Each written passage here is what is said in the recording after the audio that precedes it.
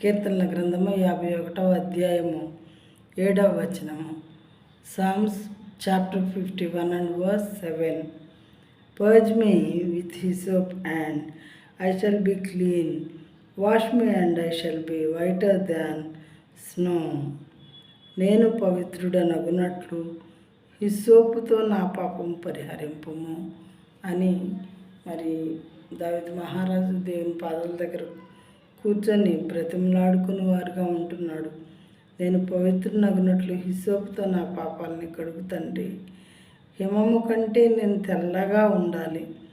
హిమమును మీరు స్నో చూసే ఉంటారు కదా, దానికన్నా నేను తెల్లగా ఉండాలి. ఆ రకంగా నన్ను కడుగయ్యా, నా హృదయాన్ని శుద్ధి చేసి తెల్లగా ఏ రకమైనటువంటి ముడత మచ్చ డాగు లేకుండా అతి పవిత్రంగా నన్ను కడిగి శుద్ధి చేయండి తండ్రి. నేను శుద్ధి చేయబడాలని ఎంతగానో కోరుకుంటున్నాను. నా పాపం పరిహరించబడాలని ఎంతగానో కోరుకుంటున్నాను. నేను పరిశుద్ధపరచబడాలని ఎంతగానో కోరుకుంటున్నాను. కాబట్టి ఆ పని చేయగలిగిన దేవుడు మీరొక్కరే కనుక ప్రభువా, నా తండ్రి, నా సృష్టికర్తవైన మీరు మాత్రమే ఇది చేయగలరని నేను నమ్ముతున్నాను. కనుక నన్ను శుద్ధి చేయండి దేవా అని చెప్పి దేవునికి మొరపెట్టుకుని వారుగా ఉన్నారు.